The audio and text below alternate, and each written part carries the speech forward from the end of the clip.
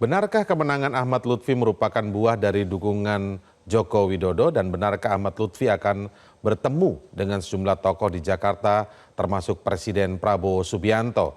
Jurnalis Metro TV Reda Pulpi akan melaporkannya. Selamat malam Pulpi, hari ini Ahmad Lutfi bertemu dengan Presiden ke-7 Joko Widodo.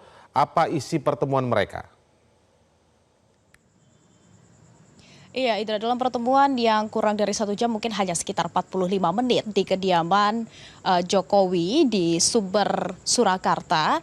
Memang ini hanya dalam rangka silaturahmi saja. Tadi Lutfi datang sendiri tanpa didampingi oleh Gus Yassin, hanya mengucapkan terima kasih, kemudian ada sedikit membahas terkait dengan Partai Gerindra dan juga sedikit berdiskusi tentang isu-isu dan juga permasalahan, meskipun Lutfi tidak berkenan untuk menjabarkan secara rinci sebenarnya apa saja yang mereka bahas saat pertemuan yang cukup singkat tersebut.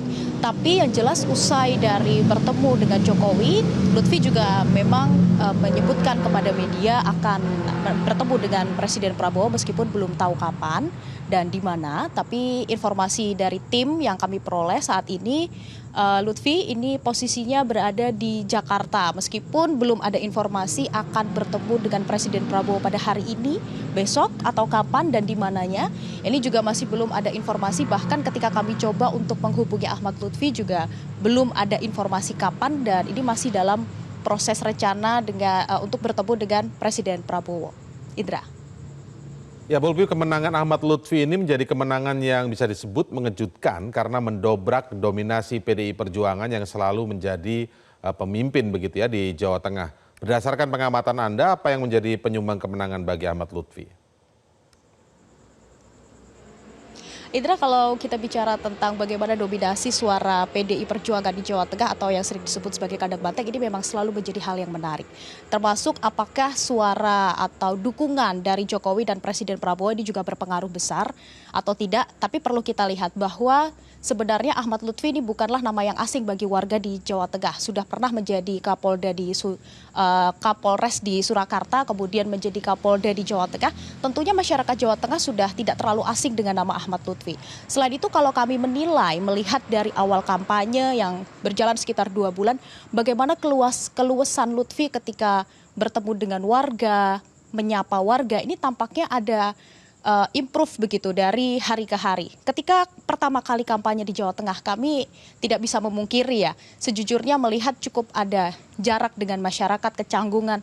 Tapi ketika sudah berkali-kali bertemu dengan masyarakat dari berbeda latar belakang di sejumlah daerah yang berbeda-beda di Jawa Tengah, tampaknya keluasan tersebut ini semakin baik begitu dari Lutfi berkomunikasi dengan warga, termasuk jarak atau gap yang awalnya cukup lebar tampaknya semakin mengecil. Ditambah debat, 3 kali debat di Jawa Tengah juga selalu ada kemajuan. Kalau kami menilai secara kami melihat bagaimana perjalanan 2 bulan kampanye dan juga 3 kali debat di Jawa Tengah seorang Ahmad Lutfi. Ditambah ada juga dari Taj Yassin. Taj Yassin sudah sempat menjadi wakil gubernur Jawa Tengah 1 periode. Merupakan anak dari Mbah Maimun, tentunya ini juga tidak bisa dipungkiri, ini menjadi salah satu penyumbang suara juga. Karena di Jawa Tengah cukup banyak ponpes-ponpes, terutama kalau kita lihat juga ternyata untuk suara versi quick count, Lutfi dan Yassin ini paling besar ada di Kabupaten Jepara dan juga di daerah Pantura. Memang banyak pondok pesantren di sana dan kalau kami lihat Lutfi ini memanfaatkan bagaimana permasalahan-permasalahan di Jawa Tengah seperti kemiskinan, kemudian rob atau penurunan muka tanah di Pantura, bagaimana isu-isu pertanian atau petani ini juga dimanfaatkan dengan baik. Lebih banyak turun ke masyarakat yang memiliki permasalahan-permasalahan tersebut dengan membawa sejumlah solusi jika nantinya terpilih. Ditambah di Jawa Tengah kalau kita lihat dari hasil survei sebelum dilakukan pencoblosan ternyata undecided voters cukup besar. Ditambah juga di Jawa Tengah masih cukup banyak pemilih pemula atau Gen Z, ini masih cukup besar ceruknya dan ini ceruk yang dimanfaatkan dengan baik oleh tim pemenangan dari Lutfi Yassin, di mana sejumlah influencer kemudian anak-anak muda juga ditarik untuk menjadi tim pemenangan. Tidak bisa dipungkiri ini juga menjadi salah satu penyokong atau penyumbang suara terbesar juga sampai akhirnya Lutfi Yassin ini bisa menang versi quick count.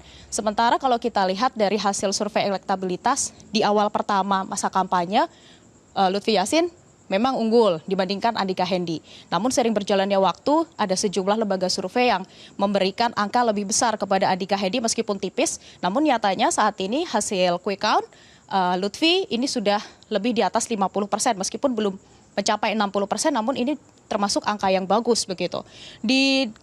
Selain itu juga bagaimana dukungan dari Jokowi yang ikut turun kampanye di detik-detik terakhir kampanye, sekitar 2 minggu kampanye terakhir. Ini juga ikut turun ke sejumlah daerah, menyapa masyarakat. Kemudian ikut kampanye akbar di Kota Semarang, saat itu adalah kampanye pamungkas. Ini tentunya juga menjadi salah satu penyumbang terbesar bagaimana akhirnya Lutfi dan Yassin bisa mendapatkan suara yang cukup banyak versi quick count. Demikian, Indra. Baik, terima kasih jurnalis Metro TV Reida Pulpi melaporkan. Jelajahi cara baru mendapatkan informasi. Download Metro TV Extend sekarang.